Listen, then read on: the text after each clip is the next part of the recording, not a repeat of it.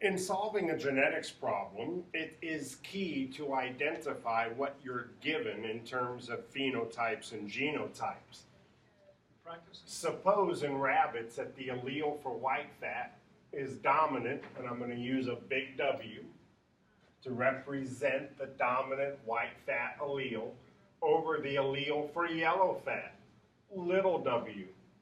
Suppose a pure white-fatted male is mated with a pure yellow-fatted female rabbit. What color would all the first-generation offspring be? We have to interpret what the problem is saying.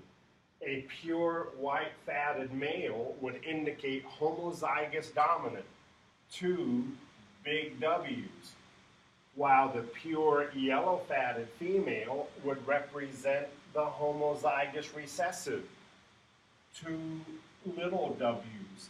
In order to figure out the F1 generation, we're going to make a Punnett Square in order to figure out the types of alleles that can be placed into the gametes of both parents.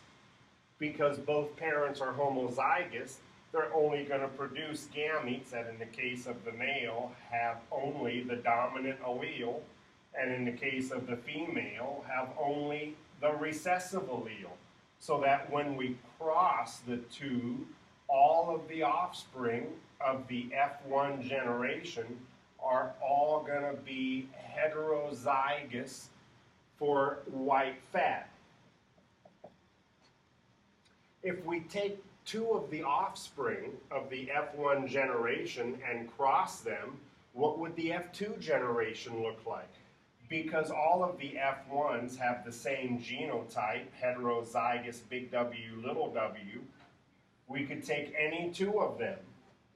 We know that they're both big W, little w, so that they'll make gametes that might have the dominant allele or the recessive allele. Both parents can produce gametes that have the dominant allele and the recessive allele. So some of the offspring of the F2 generation will be homozygous dominant, some will be heterozygous, and some will be homozygous recessive. If we wanted to break this down into ratios, 1 in 4, or 25%, will be homozygous dominant. 1 in 4, or 25%, will be homozygous recessive. And 2 out of 4, or 1/2, will be heterozygous.